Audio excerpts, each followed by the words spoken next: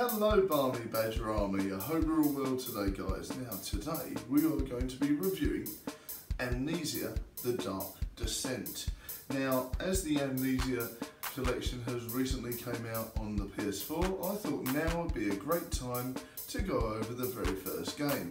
And if you guys are enjoying this review and want more, let me know and we'll review Machine for Pigs and Justine at a later date. Now, I love the very first Amnesia, and I'm sure that the regular viewers of the streams know that. And guys, if you are new to the show, please check out the links below. Now, I have had such a great time with Amnesia. It really took my time, and I won't lie to you, it really confused me in certain places.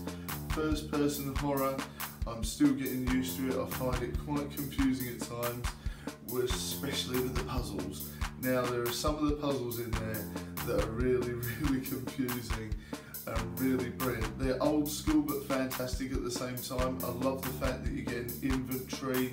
I love the fact that you got a fear meter, an adrenaline meter, and all that sort of thing really adds to it. Luckily, I never went insane in the game, not once I don't think, maybe once. I did certainly die quite a few times, as I'm sure you guys would remember if you're regular to the show. Now, let's get on with the review. Now, with Amnesia, I really love the gothic overtones of the first one. There's just something about it, reading all the different manuscripts, listening to the music in the background, having that sort of sense of fear and foreboding that the monster's going to come and get you.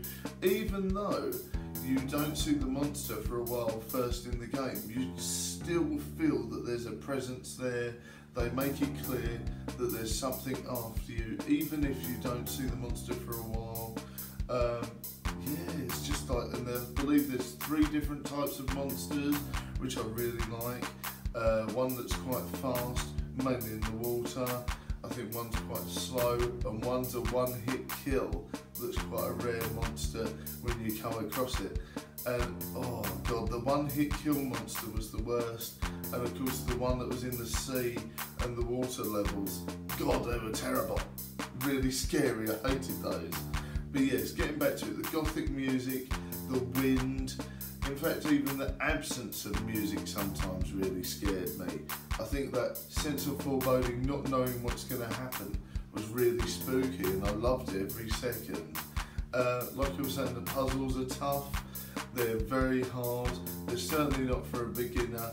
I did have to look up walkthroughs and things like that from time to time, just because it was such a good game, but it was so scary and so flummoxing. I think that's what added to the puzzles as well, was the fact that there was bits in it that were actually so scary, and timed puzzles while you were being chased by the monsters as well.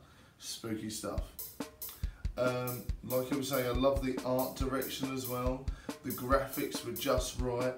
I love the spooky mansion vibe. It was so fantastic, that vibe where you're in the mansion, things slowly change in the mansion as you go along in the storyline. I think that's what I loved about it, was that you go back and forth to the areas. I mean, it's an old school horror thing that they just do, especially in Resident Evil, where you're 1 minute you're in one area and then you solve a puzzle or you defeat a boss, and then you have to go back to the same area again later on and something is completely different. And I love that about it, and that is what adds to it, is the fact that there's more layers to it and you have to go back and forth looking in different areas. Exciting. There's just something really awesome about the first game. Like I was saying, the graphical style, foreboding, scary, uses old school PC graphics but really to an advantage, and I really love the sort of, you know, H.P. Lovecraft nods, the nods to other games as well, and I think they really use the engine really well. I must admit, I'm a big fan of the first game. So scary. I'm really in love with the music. I thought the music was fantastic, and like I was saying before, the lack of music as well is a real add to it. Now, I really think that the 3 different endings, I believe, the 4 different endings maybe, were fantastic, and I believe I got at least 2 of the different endings. They were really cool, and I love the fact that you could pick up different items, you had to refuel your lantern, really adding to that sort of scare factor where you might run out of fuel, you might go insane, you know, you needed to find the matches to light the candles to make sure the rooms were light, to scare the monsters off. There's so much detail, so many things you could do in the game that really added to it, that made you scared as hell. And I remember screaming once. In fact, I actually nearly jumped out my seat once as well. So I'm really in love with the game. If you haven't downloaded it on PS Plus yet, please do. It's free this month.